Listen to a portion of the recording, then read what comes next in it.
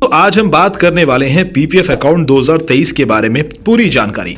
यहाँ पर कैलकुलेशन भी हम करेंगे। अगर आप मंथली इन्वेस्टमेंट 500 रुपए, 1000 रुपए, 5000, 10,000 रुपए से करते हैं तो कितना रिटर्न आपको मिलेगा, पूरी कैलकुलेशन मैं करके बताऊंगा। दोस्तों यहाँ पर सेफ इन्वेस्टमेंट, गारंटीड इन्वेस्टमेंट है, क्योंकि ये स्टैब्लिश हुई है सेंट्रल गवर्नमेंट ऑफ इंडिया के थ्रू। इस वीडियो में पूरी कोशिश करूंगा कि आपको एक एक चीज के बारे में जानकारी दे सकूं। सबसे पहले हम जानेंगे कि पीपीएफ होता क्या है, पीपीएफ अकाउंट के बेनिफिट एंड फीचर्स क्या क्या है, इनकम टैक्स बेनिफिट, एलिजिबिलिटी क्या रहेगी, एनआरआई एंड एचयूएफ कहां से आप इस योजना पे निवेश कर सकते हैं, मिनिमम और मैक्सिमम डिपॉजिट कितना होना चाहिए, कितना हो सकता है, बेस्ट टाइम कौन सा है पीपीएफ में पैसे जमा करने का, इनएक्टिव अगर अकाउंट हो चुका है तो क्या करना चाहिए, इंटरेस्ट रेट क्या है, कंपाउंडिंग फ्रीक्वेंसी क्या है, pre mature withdrawal, nominee and account transfer. तो दोस्तों बने रहिएगा पूरे वीडियो में, और अगर आपने अभी तक हमारे चैनल को सब्सक्राइब नहीं किया है तो हमारे चैनल को जरूर सब्सक्राइब कर लीजिए। चलिए दोस्तों, तो बात करते हैं पीपीएफ अकाउंट होता क्या है। दोस्तों पीपीएफ अकाउंट का मतलब होता है पब्लिक प्रोविडेंट फंड। पीपीएफ एक सेविंग स्कीम है जो कि स्टैब्लिश हुई है सेंट्रल ऑफ गवर्नमेंट के थ्रू। पीपीएफ अकाउंट के बेनिफिट्स क्या क्या हैं? सबसे पहले तो ये एक सेफ इन्वेस्टमेंट है और साथ साथ गारंटीड रिटर्न्स भी आपको देता है, क्योंकि ये एक सेंट्रल गवर्नमेंट का प्लान है। इसके अंदर आपको आकर्षित टैक्स बेनिफिट दिए जाते हैं। लॉन्ग टर्म सेविंग स्कीम है। दोस्तों एक अच्छी बात यह है कि कहीं से आपका कोई क्लेम आता है, कोई लायबिलिटी आती है, तो आपकी पीपीएफ अकाउंट से वो अटैच नहीं रहेगी। इसका मतलब जो पीपीएफ अकाउंट का पैसा है वो आपकी किसी लायबिलिटी या फिर क्लेम में यूज नहीं हो सकता, वो सिर्फ आप ही का है। चलिए दोस्तों, तो इनकम टैक्स बेनिफिट के बारे में बात कर लेते हैं। यहाँ पर जो भी पैसा आप महीने सालाना जमा करेंगे उसके अंदर आपको कोई टैक्स बेनिफिट नहीं मिलने वाला है। बट यहाँ अच्छी बात यह है दोस्तों कि मैच्योरिटी का जो अमाउंट होगा वो आपका पूरा का पूरा टैक्स फ्री होने वाला है। चलिए दोस्तों, तो एलिजिबिलिटी के बारे में भी बात कर लेते हैं। यहाँ पर आपका भारतीय नागरिक होना बहुत जरूरी है अगर आपको पीपीएफ अकाउंट अपने लिए खोलना है तो। यहाँ पर आप किसी अनसाउंड माइंड वाले माइनर के लिए भी अकाउंट खोल सकते हैं।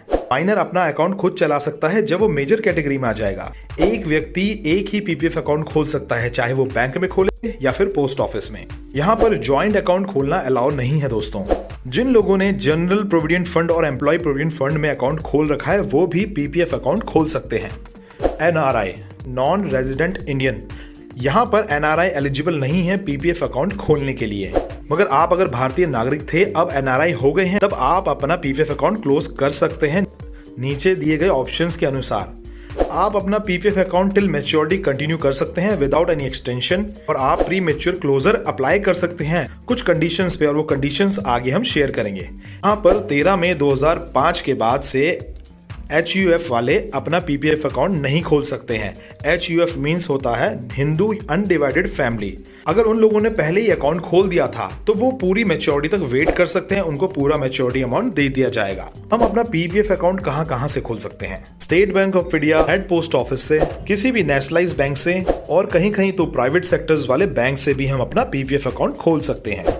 दोस्तों बात करते हैं डिपॉजिट इन्वेस्टमेंट के बारे में। मिनिमम और मैक्सिमम कितना पैसा आप इसके अंदर निवेश कर सकते हैं?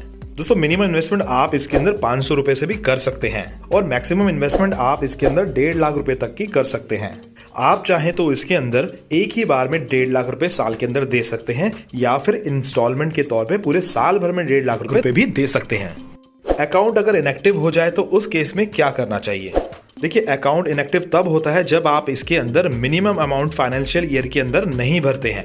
आप इसको दोबारा से एक्टिव करा सकते हैं 50 रुपए पेनल्टी दे के। हर साल के 50 रुपए की पेनल्टी लगेगी। अगर आप इसको दोबारा रीएक्टिव नहीं करते हैं तो आपको इंटरेस्ट मिलेगा जितना पैसा आपने इसके अंदर जमा किया है उसके अनुसार।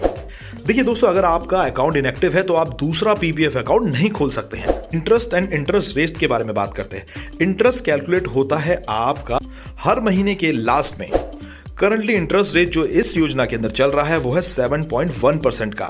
इंटरेस्ट रेट हर 3 महीने यानी कि क्वार्टरली बेसिस पे चेंज होता रहता है। बट अगर दोस्तों अगर आप एक बार इस योजना में निवेश कर लेते हैं तो 15 सालों के लिए आपका जो रेट ऑफ रिटर्न होगा वो फिक्स हो जाएगा। कंपाउंडिंग फ्रीक्वेंसी के बारे में भी जान लेते हैं। पीपीएफ अकाउंट में कंपाउंडिंग एनुअली होती है, सालाना तौर पे। जो भी इंटरेस्ट आपको हर महीने मिलता है वो आपके अकाउंट में ऐड हो जाता है साल के अंत में, यानी कि 31 मार्च के आसपास। दोस्तों लोन के बारे में भी बात कर लेते हैं। दोस्तों यहाँ पर आपको 3 साल पूरे होने के बाद से लेकर 6 साल पूरे होने तक आपको लोन की फैसिलिटी मिल जाती है। तो लोन के लिए एलिजिबल होने के लिए आपके अकाउंट का एक्टिव होना बहुत जरूरी है। लोन का जो प्रिंसिपल हो पहले 3 साल में जाएगा, वो उसकी शुरुआत तभी से हो जाएगी जब आपका लोन सैंक्शन हो जाएगा।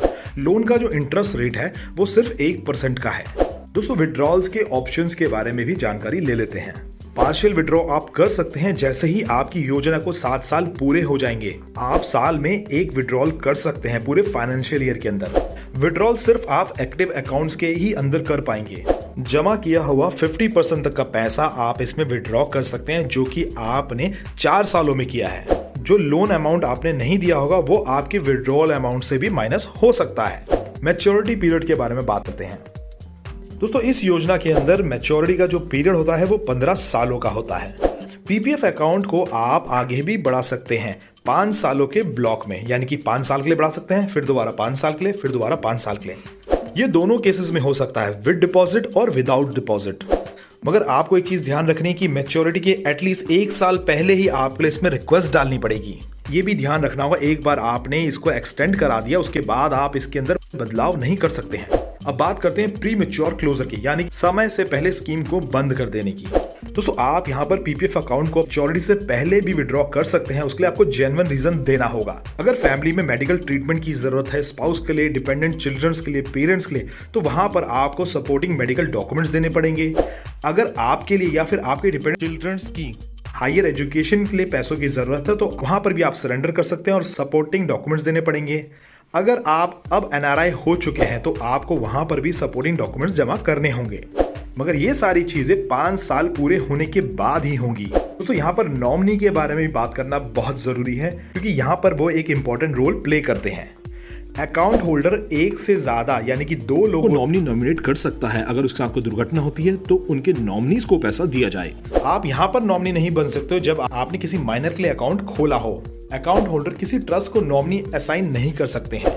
नॉमिनी आप चेंज कर सकते हैं या फिर कैंसिल भी कर सकते हैं। यहाँ पर अगर नॉमिनी माइनर है तो वहां पर आप किसी व्यक्ति को अपॉइंट कर सकते हैं in case of policy holders death. दोस्तों, अकाउंट ट्रांसफर के बारे में बात करते हैं।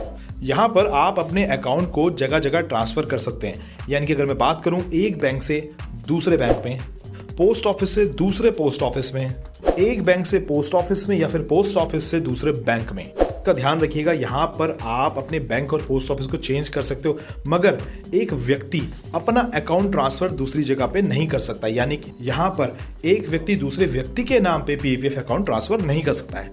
दोस्तों, ये थी इसकी पूरी जानकारी। अब हम कैलकुलेशन पार्ट में आ जाते हैं। यहाँ पर हम बात करेंगे अगर आप महीने के 500 रुपए निवेश करते हैं इस योजना के अंदर तो कितना रिटर्न आपको मिलेगा, हर साल कितना मुनाफा आपको हो रहा है।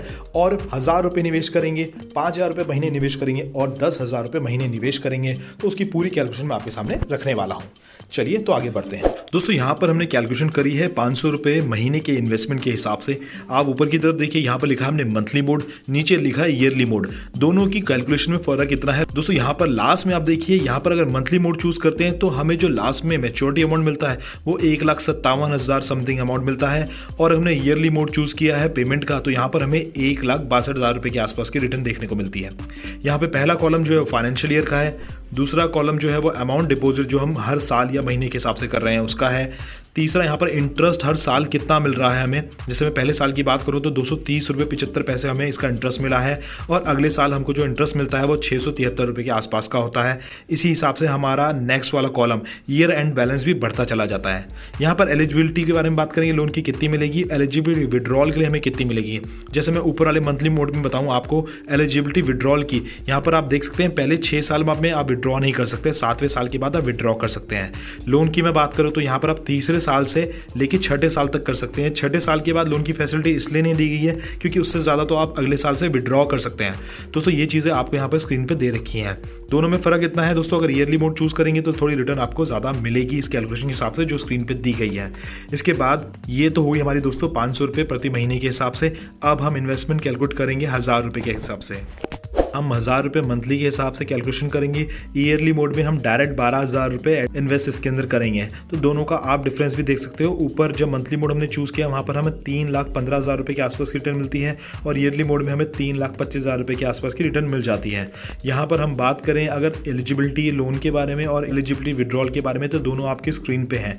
यहाँ पर पहले साल हमने पैसे जमा किए हैं तो हमें साल का 461 का हमको इसके अंदर इंटरेस्ट मिलता है और अगले साल 1346 रुपये का रिटर्न हमको मिलता है और इसी तरीके से हर साल हमारा बढ़ता चले जाता है इंटरेस्ट और मैच्योरिटी अमाउंट। दोस्तों ये कैलकुलेशन आप पॉज करके देख सकते हैं। इसके बाद हम कैलकुलेशन दिखाते हैं आपको जिसमें कि 5,000 रुपये महीने के हम इसके अंदर इन्वेस्ट करते हैं। दोस्तों यहाँ पर हम महीने के 5,000 रुपये इन्वेस्ट करते हैं। ऊपर हमने ईयरली मोड में किया है और नीचे हम महीने के हिसाब से यानी कि 5-5 हज़ार रुपये जमा करेंगे। तो यहाँ पर भी आप डिफरेंस देख सकते हैं। दोस्तों यहाँ पर टोटल हमें मैच्योरिटी जो मिलेगी 15 साल के बाद में वो होती है ईयरली बेसिस वाले में 16,27,000 रुपये के आसपास की, और यहीं पर हमें मंथली मोड हमने चूज़ किया था पेमेंट का, तो यहाँ पर 15,77,000 रुपये के हिसाब से हमें मैच्योरिटी दी जाएगी। दोनों में से डिफरेंस आप देख सकते हैं। पूरी कैलकुलेशन को पॉज करके समझ सकते हैं। दोस्तों यहाँ पर हमने जो कैलकुलेशन की है, यहाँ पर हम 10,000 रुपये महीने इन्वेस्ट करेंगे इस प्लान के अंदर। ईयरली हो जाता है हमारा 1,20,000 रुपये का। तो आप देख सकते हैं दोनों ऑप्शंस हमने दिए हैं, ईयरली मोड और मंथली मोड में। यहाँ पर अगर हम ईयरली मोड में अगर इस प्लान के अंदर निवेश करते हैं तो हमको जो रिटर्न मिलती है वो 32,54,000 रुपये के आसपास की मिलती है। और अगर हमने यही प्लान के अंदर मंथली इन्वेस्टमेंट की है तो हमारी जो रिटर्न होगी तकरीबन 31 लाख रुपये के आसपास की पहुँचेगी। तो दोस्तों ये डिफरेंस आपको ध्यान रखना है। अगर आप किसी भी मोड को चूज़ कर रहे हैं तो आपको कितनी रिटर्न मिलने वाली है वो आपको पता होना चाहिए। यहाँ पर कितना लोन आपको मिल रहा है हमने वो भी बता दिया है। कब कब आपको लोन मिलेगा, कब इसमें से आप विड्रॉल ले सकते हो वो भी हमने आपको बता दिया। आई होप दोस्तों यहाँ पर हमने पूरी की पूरी जानकारी आपसे शेयर कर दी है पीपीएफ अकाउंट के बारे में। अभी भी आपका कोई सवाल है तो मुझे कमेंट बॉक्स में पूछ सकते हैं।